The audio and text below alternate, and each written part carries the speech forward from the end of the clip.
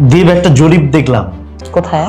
যেখানে বলা হচ্ছে 90% ভোটার নাকি এবার ভোট দিতে উন্মুখ হয়ে আছেন, কিন্তু ডেস্কটপে বসে করা এই পরিসংখ্যান আর রাজপথের বাস্তবতা কি একই রকম?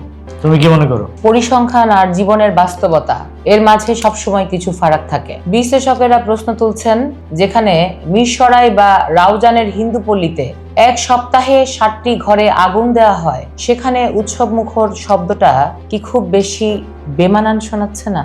বেমানন তো বটেই। আর যশোরের সেই নির্মল বিশ্বাসের কথা, তিনি বলছেন বিএনপিকে ভোট দিলে জামাত ধরবে আর জামাতকে দিলে বিএনপি। এই যে শ্যাম রাখি না গোল রাখি অবস্থা, এটাই কি আজ কোটি ভোটারের মনের কথা নয়? একদম।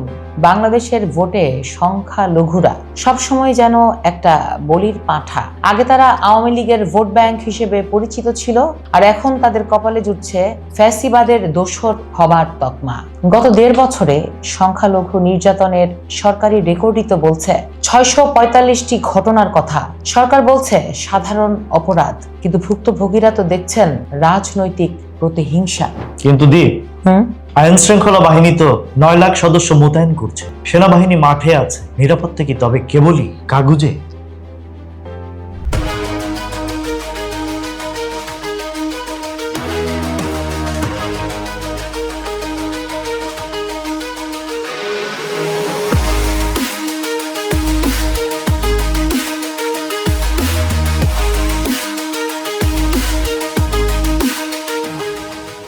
নিরাপত্তা তো কেবল বন্দুক হাতে নিয়ে দাঁড়িয়ে থাকা নয়। নিরাপত্তা মানে হলো আস্থার পরিবেশ। মানুষ যখন ভয় পায় যে ভোট কেন্দ্রে না গেলে তাকে দোসর বলে আক্রমণ করা হবে, আবার ভোট দিলেও সে বিপদে পড়বে, তখন সেই ভোট আর নাগরিক অধিকার থাকে না। তখন সেটা হয়ে দাঁড়ায় এক ধরনের জীবন বাঁচানোর লড়াই। কবি শামসুর রহমান লিখেছিলেন, উদ্ভট উটের পিঠে চলেছে স্বদেশ। আমাদের নির্বাচনটাও কি এখন সেই অদ্ভুত পরিস্থিতির দিকে যাচ্ছে না? বিশেষজ্ঞরাও তো তাই ভাবছেন।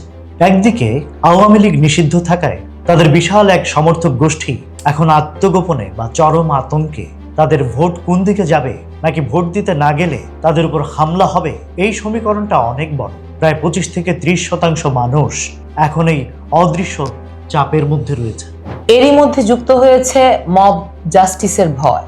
গত 18 মাসে মব ভায়োলেন্স রুখতে প্রশাসনের যে রেকর্ড, তা তো খুব একটা ভরসা যোগায় না। ভোটাররা কি আসলে উৎসব করবেন, নাকি স্রেফ পরিস্থিতি এড়াতে ভোট কেন্দ্রে হাজিরা দেবেন?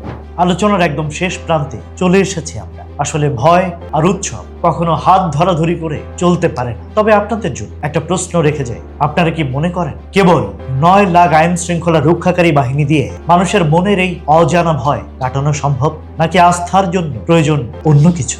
কমেন্টে জানান আপনার মতামত। আর আজকের আলোচনা যদি আপনাদের ভালো লেগে থাকে, তবে এই ভিডিওটি শেয়ার করতে ভুলবেন না।